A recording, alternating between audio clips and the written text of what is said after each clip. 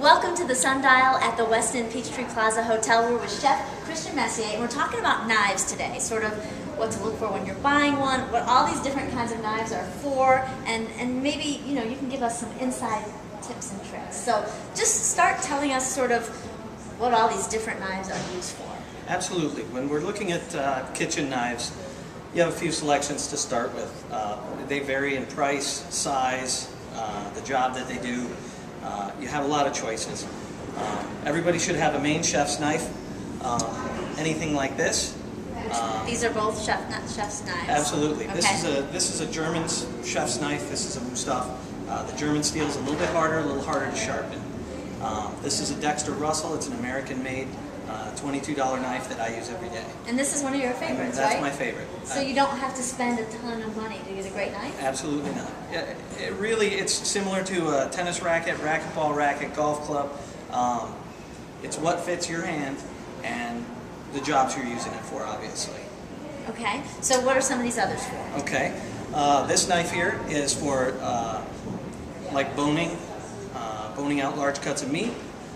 We also clean fish with this knife. Okay. This is a flexible blade knife.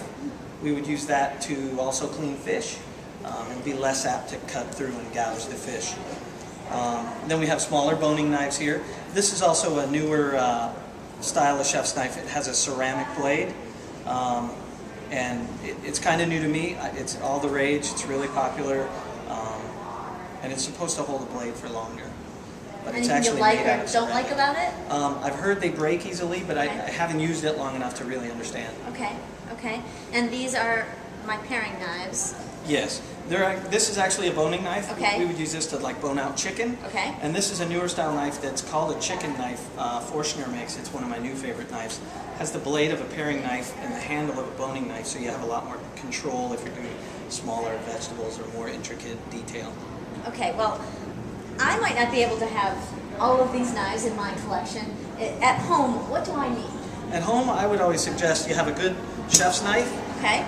Fits your hand, you're comfortable any number of ways using it. A serrated knife works if you're cutting bread, some vegetables, tomatoes, etc.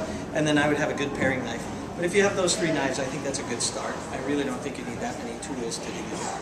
All right, so next time we're gonna actually use the knives. You're gonna give us some tricks on how to, you know, cut different items that we might use in our kitchen all the time. Because obviously it's easy for you, but for the rest of us, maybe not so easy. Absolutely. But just 3 knives again. Tell me the 3 again. A chef's knife, a good chef's knife, a serrated edge knife, and a paring knife. All right, thanks. Chef Christian Messier at the Sundial. Come see him for lunch or dinner at the Westin Peachtree Plaza.